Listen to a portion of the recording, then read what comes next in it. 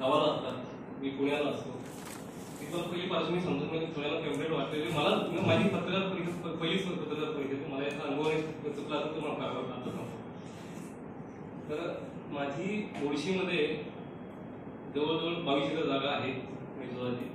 त्यामध्ये 10 एकर जागा 155 कलमाच्या अगेन्स्ट एक चुकीचं कलम त्यांनी वापरलं गेलं, त्याची ऑर्डर त्यांनी काढली.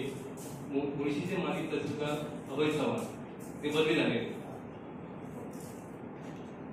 त्या 155 कलम हे चूक दुरुस्तीसाठी कलम असतात. माझ्याकडे सगळे हातभारे आणले, त्यामध्ये चूक दुरुस्ती हा प्रकार काहीही नव्हता. त्यांनी त्या कलमाचा आणि त्या अधिकाराचा त्यांनी गैरवापर केलेला आहे. तर मी 26/6 कलेक्टर साहेबांना तुम्ही अर्ज दिलेला आहे की मला न्याय पाहिजे म्हणून. त्याच्यावर अजून रिप्लाय आलेला नाहीये. जेव्हा म्हणजे आयुक्त डिव्हिजन साहेबांनी त्यांनी आज अपॉइंटमेंटची वेळ मागितली, त्यांनी वेळ दिलेली नाहीये. कलेक्टर साहेबांनी पण वेळ दिलेली नाही. आज मुंबईला जाणार असतो मी माहिती मला संमतीवर त्यांनी दिलेली भेटण्यासाठी. तर याची पहिली मला पार्श्वभूमी मला सांगतो. माझे गट नंबर 84, 109, 106, 112, 48 जवळजवळ माझी 10 एकर जमीन आहे टोटल ह्याच्या मिळून. ते कोर्टमध्ये माझी सुनावणी चालू होती. माझ्या वडिलांनी 1999 साली विनायक मस्के म्हणून त्यांना पॉवर ऑफ अटर्नी त्यांनी दिली होती आणि त्या पॉवर ऑफ अटर्नीच्या अगेन त्यांनी पेमेंट आम्हाला काही केलं नव्हतं. तेव्हापासून 2023 पर्यंत जमीन आमच्याच नावे होती. त्यांनी 2010 मध्ये ती जमीन त्यांच्या मुलीच्या म्हणजे अश्विनी संतोष पवार हिच्या नावे त्यांनी खरेदी केलं. त्याची नोटीस आम्हाला घरी आली होती. त्या नोटीसला आम्ही आक्षेप घेतलेला होता त्यावेळेस की आम्हाला पूर्ण मोबदला दिलेला नाहीये, यांची सातव्यावर नाव हे करू नये म्हणून आम्ही आक्षेप घेतला होता.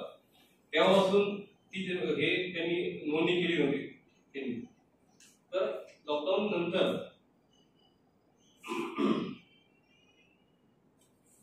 लॉकडाऊनच्या काळामध्ये विनायक मस्के वारले. लॉकडाऊनच्या काळामध्ये तर त्यांच्या त्या ह्याच्यामध्ये त्या काळामध्ये त्यांच्या मुलीने तत्कालीन तहसीलदार अभय चव्हाण यांना हाताशी धरून 155 नुसार बेकायदा ऑर्डर त्यांनी काढली.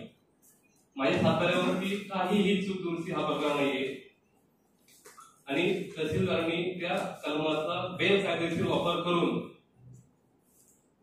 ती ऑर्डर त्यांनी काढली. मला ऑर्डरची कॉपी मला त्यांनी कोणी दिली नव्हती आणि त्याच्यात तिथल्या लोकांनी सांगितलं की तुम्हाला याची ऑर्डर कॉपी देणं आम्हाला बंधनकारक नाही कारण 155 कलम आहे. सेकंडली माझी केस तिथं मी कोर्टामध्ये दाखल केली होती. 3 केसमध्ये ते निकाल लावला. माझ्या आयुष्यामध्ये पहिल्यांदा मोठा निकाल हा असेल. 3 केसमध्ये निकाल लावल्याचं कारण काय की अभय चव्हाण त्याची बदली होणार होती. त्या केसमध्ये ह्याच्यामध्ये माझ्या वकिला थ्रू मला 10 लाख रुपयाची मागणी करण्यात आली. आम्ही शेतकरी असल्यामुळे 10 लाख त्याला देऊ शकलो नाही. पुढच्या पाठीने त्याला 10 लाख रुपये दिले. मी डायरेक्ट आरोप करतोय लक्षात आहे.